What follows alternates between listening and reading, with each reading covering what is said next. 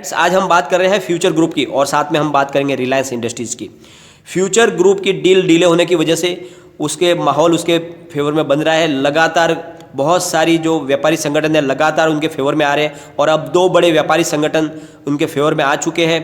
क्या उन्होंने अपना स्टेप आगे लिया है और क्या असर पड़ने वाला है इसकी वजह से फ्यूचर ग्रुप की डील के ऊपर, वो सारी की सारी जानकारी आपको इस वीडियो के माध्यम से मिल जाएगी। आपको अभी समझ में आ जाएगा कि कितनी जल्दी ये डील हो सकती है, क्योंकि एक तरह से जो माहौल है वो बिल्कुल उनके फेवर में बनते जा रहा है और आने वाले समय में इस डील को ज़्यादा रोका नहीं जा सकता, तो इसको डील को फाइनल करना ही होगा। तो इसी वजह से इसके ऊपर वीडियो में आपको मालूम पड़ जाएगा कि क्या है ये मामला पूरा। साथ में रिलायंस इंडस्ट्रीज़ को लेकर लगातार प्राइस को गिराने की बात है, उसको एनालिस्टों की तरफ से ये राय निकल के आती है। दो तरह की राय आती है। एक तरफ लोग बोलते हैं कि इसमें और तेज़ी की संभावना बन रही है, तो बहुत सारे जो रिसर्च एनालिस्ट है वो कहते हैं कि इसकी ओवर वैल्यू है और यहाँ से बढ़त की कोई संभावना नहीं है, यहाँ से इसमें बड़ी गिरावट होगी। तो क्या है वो पूरा माजरा और रिलायंस इंडस्ट्रीज़ के लिए लोगों को क्या आगे रणनीति अपनानी चाहिए, जो भी आपको स्ट्रेटजी है इस वीडियो के माध्यम से पता चल जाएगी। लेकिन फ्रेंड उससे पहले अगर आप पहली बार मेरे चैनल पे आए तो चैनल को सब्सक्राइब कर दीजिए, एक बेल आइकॉन दबा दीजिए ताकि जब भी नया वीडियो बनाऊँ पहला नोटिफिकेशन आपको मिले। चलो फ्रेंड्स वीडियो स्टार्ट करते हैं। मैं हूँ आपका दोस्त एसबी दवे और मेरे चैनल ऑनलाइन कमाई में आपका बहुत बहुत स्वागत है। फ्रेंड सबसे पहले हम चलते फ्यूचर ग्रुप की उस न्यूज़ की तरफ। जैसे कि आपको पता ही है फ्यूचर ग्रुप की डील फाइनल होने की कगार पर है, लेकिन अमेजॉन अपनी तरफ से पूरी कोशिश कर रहा है, वो लगातार अड़ंगे लगा रहा है कि इस डील को कैसे भी रोका जाए। और उसी नतीजे उसके कदम को उसने आगे बढ़ाते हुए उन्होंने सेबी को लेटर लिखकर भी इस डील के ऊपर नो ऑब्जेक्शन सर्टिफिकेट देने से उनको रोकने को बोला गया है एक्सचेंज को, कि उनसे आप कहें कि वो इस डील को नो ऑब्जेक्शन सर्टिफिकेट ना दे। और दूसरी तरफ उन्होंने दिल्ली हाई कोर्ट का दरवाज़ा खटखटाया है और वहाँ पर बोला है कि जो ये डील है इस डील के ऊपर इसको रोक लगाई जाए आपकी तरफ से और ये डील ना होने पाए। तो इस तरह से उसने पूरी अपनी कोशिश लगाई हुई है, वो पूरी ताकत लगा रहा है। लेकिन दूसरी तरफ हिंदुस्तान के जितने भी व्यापारी संगठन हैं वो सब धीरे धीरे करके इस डील के फेवर में आ चुके हैं। जैसे कि आपको पता ही होगा पिछले दिनों कैट ने पूरा सपोर्ट किया था इस डील को और उन्होंने RBI और ED को भी बोला था कि आप अमेजॉन के ऊपर कार्रवाई करें क्योंकि वो फेमा और FDI के नियमों का उल्लंघन कर रहा है। तो इस तरह से अब जो दो संगठन बड़े हैं हमारे हिंदुस्तान की इंडस्ट्री के जो बड़े एसोसिएशन, उन्होंने भी मिलकर अब एक बड़ा कदम उठाया है। क्लोथिंग मैन्युफैक्चरिंग एसोसिएशन और साथ में FMCG कंपनियों का एक ग्रुप, दोनों ने मिलकर सेबी को लेटर लिखा है और इस लेटर में उन्होंने सेबी से कहा है कि जल्द से जल्द आप इस डील को फाइनल करें, क्योंकि हमारे जो इसमें बहुत सारे जो छोटे बड़े जो व्यापारी हैं उन सब के करीब 6000 करोड़ रुपए एक साल से पेंडिंग है हमारे फ्यूचर ग्रुप के अंदर और लगातार हमारे पर प्रेशर बन रहा है। अगर वो पैसे हमें नहीं मिल पाए तो हमारे लिए काम करना मुश्किल हो जाएगा। इसीलिए दो जो बड़े जो एसोसिएशन है, जिस clothing manufacturing association of India का बिजनेस ग्रुप है और साथ में दूसरा है all India consumer production distributor of federation यानी FMCG बिजनेस।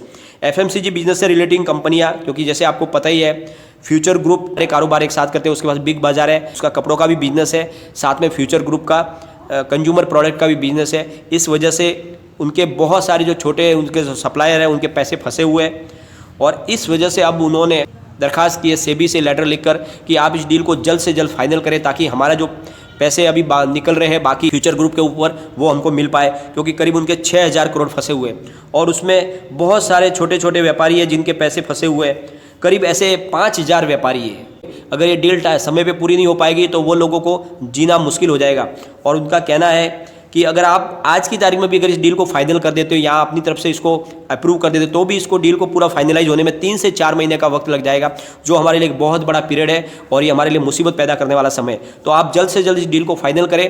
फ्रेंड्स अब जो इन्होंने लेटर लिखा है तो उनका कहना है कि ये डील अगर फाइनल हो जाती है तो हमें हमारे पैसे की मिल जाने की हमारी पूरी जवाबदारी रिलायंस ग्रुप ने उठाई हुई है। रिलायंस ने कहा हुआ है कि अगर ये डील फाइनल हो जाएगी तो जो छोटे व्यापारियों को करीब 6300 करोड़ की जो अमाउंट पेंडिंग है वो सारी हम चुकाएंगे, तो हमारे पैसे निकल जाएंगे, हमको सारे पैसे हमारे मिल जाएंगे। इसलिए आप कैसे भी करके इस डील को फाइनल करें। उन्होंने एक हम्बल रिक्वेस्ट की है सेबी से कि आप छोटे कर्जदारों के भविष्य को देखते हुए इस डील को फाइनल करें। तो फ्रेंड्स इस तरह से एक माहौल जो है वो पूरा का पूरा अब फ्यूचर ग्रुप की डील और किशोर बियाणी के फेवर में आता हुआ दिखाई दे रहा है। सारे के सारे फ्यूचर ग्रुप की डील को फाइनल कराने के लिए जोर लगा रहे हैं और इस वजह से हमें लग रहा है कि आने वाले समय में बहुत जल्द से जल्द ये डील फाइनल हो जाएगी। जब कोर्ट भी मानती है कि डील फाइनल होनी चाहिए और सारी एजेंसियां भी चाहती है कि डील हो जानी चाहिए, सारे संगठन भी व्यापारी संगठन भी चाहते हैं डील हो जाए, रिलायंस और फ्यूचर ग्रुप भी चाहता है डील हो जाए और इसके शेयर होल्डर चाहते हैं वो भी डील हो जाए, तो फिर ये डील नहीं रुकनी चाहिए, इसको जल्द से जल्द फाइनल होना चाहिए और यही सबके फेवर में है, क्योंकि लगातार इसकी प्राइस में भी गिरावट होती है। एक बार हम इसकी प्राइस को भी देख लेते हैं। फ्राइडे के दिन फ्यूचर रिटेल का स्टॉक 75.15 पर करीब 1.13% डाउन पर क्लोज हुआ है। फ्यूचर सप्लाई चेन 95 पर करीब 0.42% डाउन पर क्लोज हुआ है। फ्यूचर लाइफ स्टाइल 82.95 पर प्लस 0.3% रहा। इसी सिर्फ एक स्टॉक के अंदर थोड़ी सी तेजी देखने को मिली। फ्यूचर कंज्यूमर के अंदर 8.05 पर करीब 0.62% डाउन क्लोजिंग आई है और फ्यूचर इंटरप्राइज 11.05 पर करीब 0.45% डाउन पर क्लोजिंग, यानी सारे शेयरों में थोड़ी आधे % के करीब गिरावट, यानी लगातार थोड़ी थोड़ी गिरावट होती है। तो ये डील जल्दी से जल्द फाइनल हो जाए तो ये जो गिरावट है वो रुक जाए और लोगों को अपना जो लॉस हुआ है उस लॉस को रिकवर करने का मौका मिले। अब जितना इन्वेस्टमेंट करना था लोगों ने कर दिया है, अब वो कोई नया इन्वेस्टमेंट कर नहीं सकते, लेकिन कम से कम प्राइस बढ़े तो जो लॉस है वो कवर हो सके।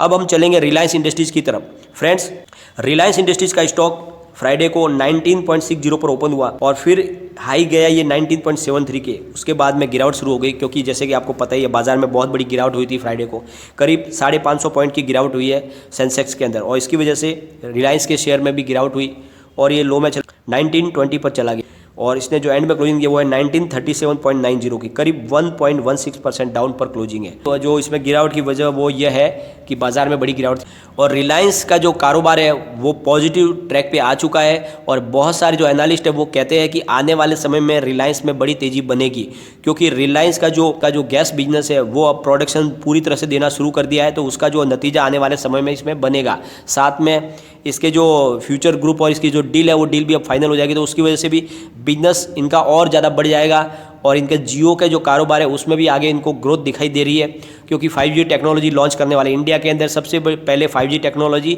रिलायंस जियो ही ला रहा है, तो उसकी वजह से डेफिनेटली आने वाले समय में रिलायंस के स्टॉक पे तेज़ी बनने वाली है। लेकिन फिर एक दूसरे ग्रुप है जो इसको चाहते हैं कि इसकी प्राइस न बढ़े, वो लोग नेगेटिव माहौल बनाते हैं। तो इसी को लेते हुए संदीप सब्बरवाल जो कि रिसर्च एनालिस्ट है, उन्होंने कहा है कि लोग चाहते हैं कि इसकी प्राइस बढ़े, परंतु सच्चाई यह है कि रिलायंस की जो आप अपेक्षा रखते हो वो आपकी अपेक्षा बहुत ज़्यादा है और मुझे नहीं लगता कि इसकी यह रिलायंस इंडस्ट्रीज आउट परफॉर्म्स करेगा। उनका कहना है कि ये एक सिर्फ हाइप बनाई जा रही है, यानी कि माहौल बनाया जा रहा है। रिलायंस में तेज़ी का ऐसा कोई माहौल नहीं है और अगर आप मुझे कहोगे तो मैं इस लेवल पे आप इसको खरीदारी मैं नहीं करूंगा इस लेवल पे, और उनका कहने का मतलब यह है कि इसमें बहुत ज़्यादा प्राइस बढ़ी हुई है। तो इस तरह से संदीप सब्बरवाल का कहना है ज़्यादा भी तेज़ी की संभावना नहीं है और यहाँ से गिरावट हो सकती है। तो ये एक सिर्फ निगेटिव माहौल बनाने की बात की जा रही है कि जहाँ एक तरफ तो उसके कारोबार में लगातार वृद्धि हो रही है और उनका गैस का नया कारोबार शुरू हो गया है, उनके 3 वो गैस के जो कुएं उनसे हिंदुस्तान के पूरे गैस की 15% आवश्यकता है वो पूरी हो सकती है। इतना बड़ा वो गैस का प्रोडक्शन है जो अब उन्होंने सेलिंग करनी शुरू कर दी है, वहाँ से उनकी रेवेन्यू आने वाली है। साथ में उन्होंने अभी 5G टेक्नोलॉजी वो लॉन्च करने वाले, जिसकी वजह से उनको बहुत ज़्यादा प्रॉफिट मिलने वाला है और साथ में इनके अभी फ्यूचर ग्रुप की डील है लगभग फाइनल होने की कगार पे है। अगर फ्यूचर ग्रुप और ये डील फाइनल हो जाएगी तो हिंदुस्तान का रिटेल वेंचर का सबसे बड़ा ये कारोबार होगा। तो इस तरह से जब उनके कारोबार में लगातार ग्रोथ बढ़ती है उसके बावजूद भी ऐसी बातें करना कि इसमें अभी गिरावट की संभावना है, इसकी प्राइस बढ़ चुकी है, बहुत ज़्यादा ओवर वैल्यू है स्टॉक, तो इससे सिर्फ एक ही बात है कि वो चाहते हैं कि इसकी प्राइस को कम किया जाए। लेकिन रियल बात यह है बाय करने के लिए बिल्कुल ये सही प्राइस है और इस लेवल पे आपको इसमें बाय करना चाहिए। ये 2200 के आसपास जाके इसमें गिरावट हुई है और ये नीचे आया है और उसकी वजह से अब इसमें ज़्यादा गिरावट की संभावना नहीं बन रही है। और सबसे बड़ी बात ये एक तरह से आपका सेफगार्ड स्टॉक है। अगर कल को बाजार में बड़ी गिरावट होती है तो उस समय अगर आपने रिलायंस में इन्वेस्टमेंट किया है तो आपका इन्वेस्टमेंट सेफ रह सकता है, क्योंकि रिलायंस में अब बड़ी गिरावट नहीं होगी क्योंकि ऑलरेडी इसमें पहले गिरावट हो चुकी है। लेकिन फ्रेंड्स, कोई भी इन्वेस्टमेंट करने से पहले अपने फाइनेंशियल एडवाइजर से एक बार एडवाइस ले ले या अपना खुद का रिसर्च करें, क्योंकि मैंने वीडियो आपके एजुकेशनल पर्पज़ के लिए ही बनाया है। वीडियो पसंद आए तो लाइक शेयर जरूर कीजिए और चैनल को सब्सक्राइब कर दीजिए। Thank you friend.